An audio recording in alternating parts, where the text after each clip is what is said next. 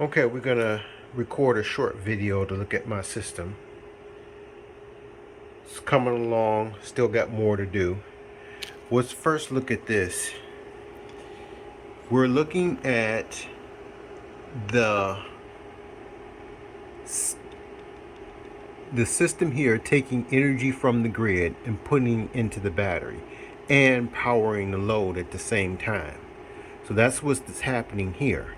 But if we look down here, we see that it's drawing from the grid, because this is the cord from the grid, 327 and 327.3 watts. The W is the watts.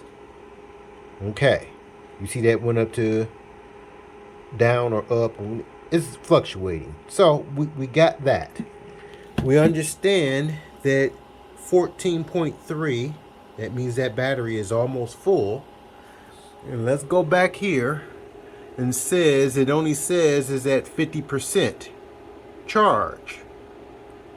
So if we got 326 watts being used from the grid, this is the grid going up to the power from the grid, and as you can see this black cord that's plugged into the grid. Okay, this is coming out of the grid and now it's going up here to this meter, which is saying that it's putting 24 volts times 9, and that's fluctuating 80, 79 amps. So say 9 amps and some change. Okay, now that is going up to this tie grid, which is putting 207 watts, that W is watts, back into the grid, and is confirming that 23 volts is coming from that 24 volts. So you can see that they are almost matching, but it's putting that back into the grid. Okay, so if you do the math, if I'm putting 200 volts plus some change back into this grid, which this plug right here is taking that energy and putting it directly back into my household, and to charge the battery, I'm taking 325. Now you minus that 325 watts. That's what you minus. 200 and something things. So that means you can do the calculations what I'm using from the grid. Now, that's pretty good. Okay? So, if I'm charging this battery and putting that back in the grid at the same time, when this battery gets full, this machine will switch over to this battery, which now will put these 2 kilowatts back into this machine and back into my grid. And then this will go down to 0.6 for 5 hours. That's not bad. That's not bad. And that's all without solar.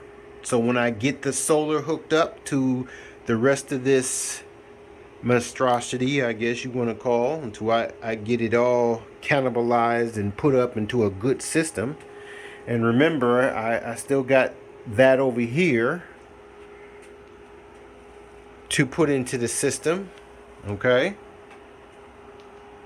so it's more for it to come, and I haven't even put the solar up. So we understand that we still have a lot to do, but I just wanted to show people what I'm doing right now, and I'm running a loop into the system, and I'm not losing much energy off the system, because this battery right here takes 4 hours to charge and puts out 5 hours of charge back into the system. So again, I'm giving you all the numbers to do the calculations, and you'll see that I'm not losing much energy. And just with that one, I'm putting some pretty decent wattage back into the household, especially when everything is not running at nighttime and stuff like that. So my next challenge is to add these two batteries right here, put them up to this right here, and get this tie grid up and running again. And then we'll have around 400 watts going back into the system. So that's what I wanted to show. Thank you. And giving you another shot of the system here.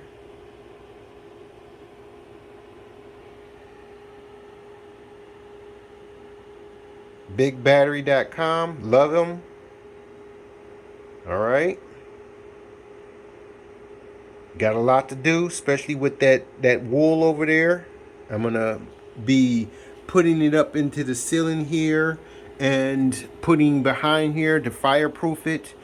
This will be painted to help fireproof it. So yeah, we got a little ways to go. So you're seeing it as I build it. All right.